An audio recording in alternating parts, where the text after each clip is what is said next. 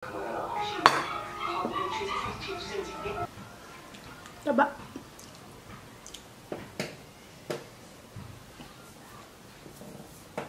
Ito rin ba yung favorite niya sa bangus?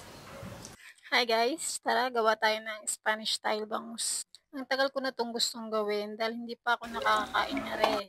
Are, bago lang sa pandinig ko dahil ang alam ko lang namang luto ng bangus ay inihaw, prito at kinilaw. Una nga muna ay hugasang maigi ang isda. Tapos, ibabad sa tubig na may asin for 30 minutes. Habang nakababad ang isda, ay binalatan ko ng aring carrots. Tapos, alagyan natin ng design para magandang tingnan.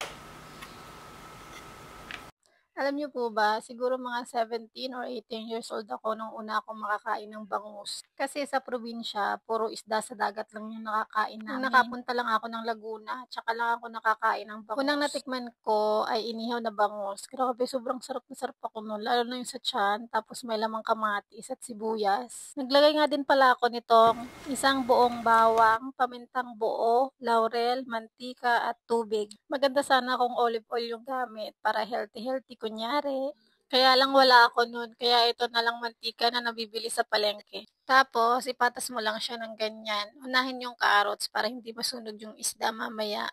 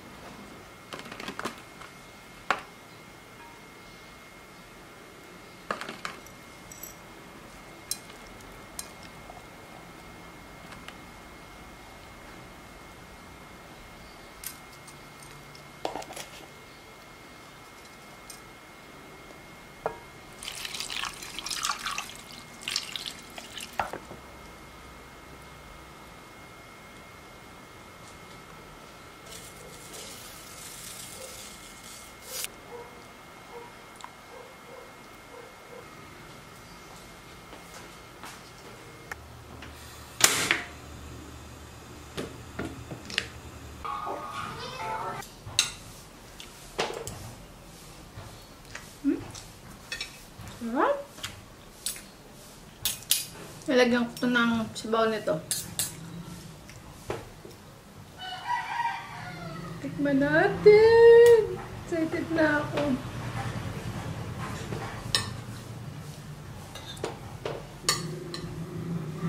Ito.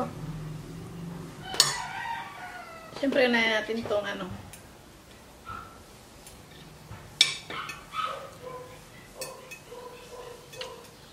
taba. Taba! Tingnan natin kung nakakain yung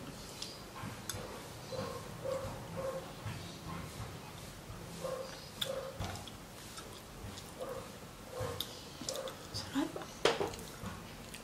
Grabe, ang sarap ng biro.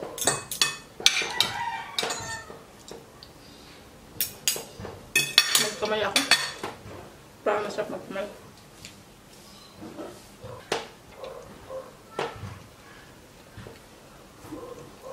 Sarap.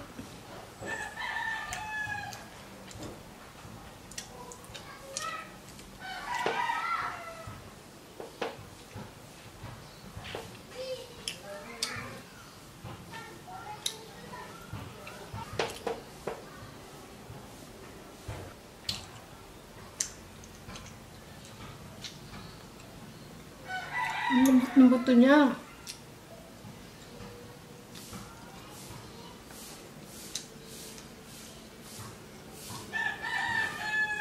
Nakakain yung buto.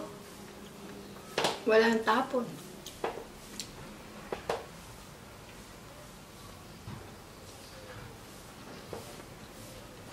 Chat.